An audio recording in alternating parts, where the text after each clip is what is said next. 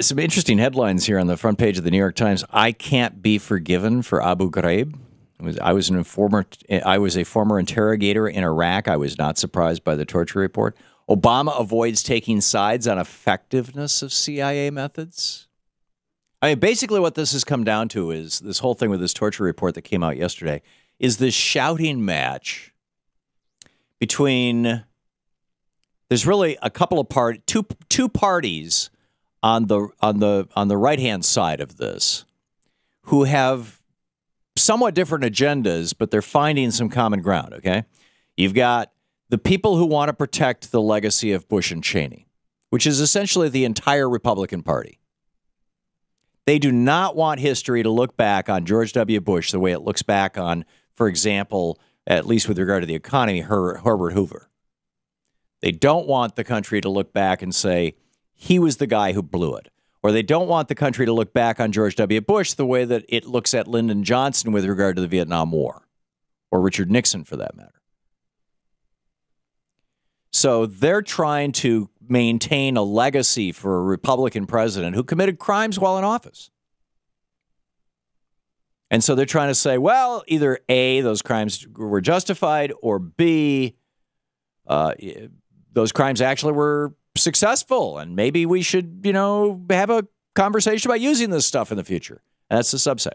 Okay, so the first party to this debate on the right are the Republicans, the partisan Republicans. And this is why Mitch McConnell came out and said, it was a terrible thing, Mitch McTurtle, that was a terrible thing that we're releasing this report. It's going to cause people to shoot at our troops. Like they wouldn't do it if they could anyway, right? The second group who have a personal agenda here is the CIA. They committed these crimes. And the only defense that they have, I mean, there's basically there's three possible defenses for the CIA. The first is the one that they should do and they're not, which is, yup, we screwed up. We're going to hold some people accountable. Some people are going to lose their jobs. Some people are going to be demoted or fired. Some people are going to be jailed or court-martialed or whatever the CIA equivalent of it is. And we are changing our policies and we are cleaning up our act. That's what they should be saying. They're not. Which is, I think, a sad day for America that they're not.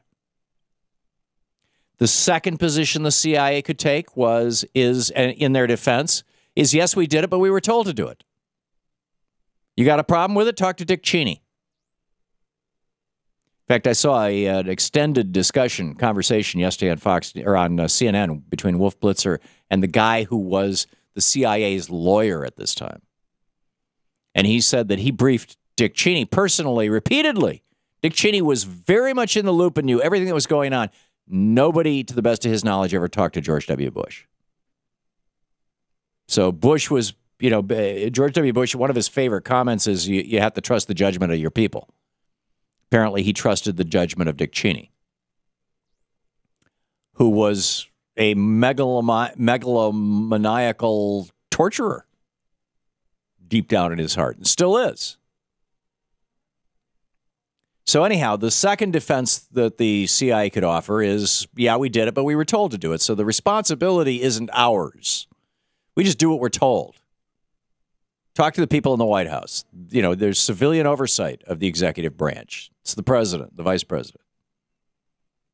The third defense that the CIA could make, which is the defense that they are making, is the most horrible of the three, which is, yes, we did it, and it worked.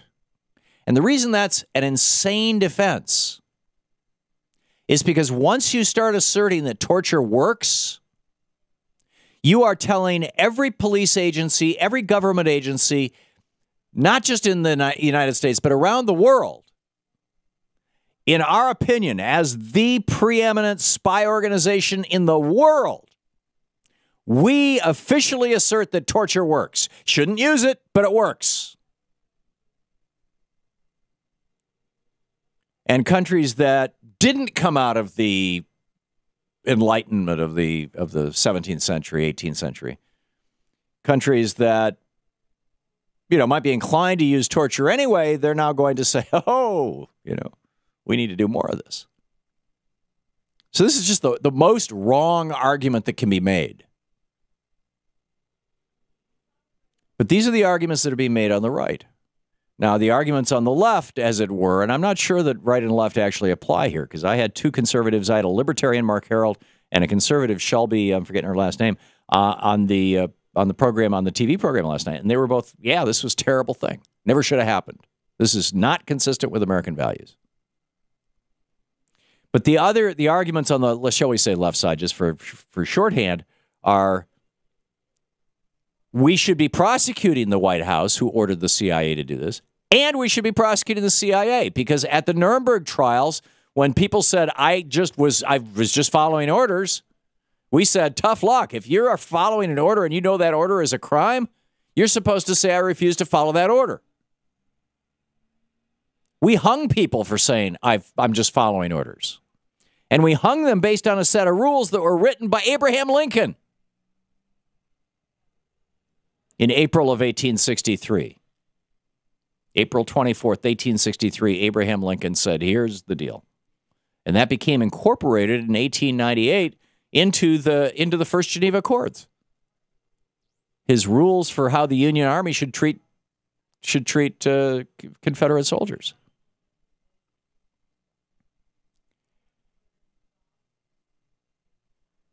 So number one on the left, we're saying, yeah, we need to own up to this. We need to own it, and that will strengthen America.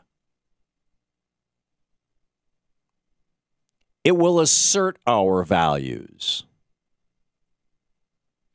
You know, it says something in my mind about the character of the Mitch McTurtles of the world. Contrasted, by the way, contrast Mitch McConnell's, partisan.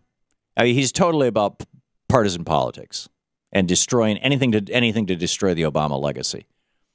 There's something really extraordinarily, almost sad about the contrast between what Mitch McConnell said and what John McCain said yesterday. Two conservative Republicans. John McCain got up and said, I was tortured. It doesn't work. If you want, I mean, in fact, I mean, McCain didn't say this, but this is a fact. Torture was not invented to get useful information.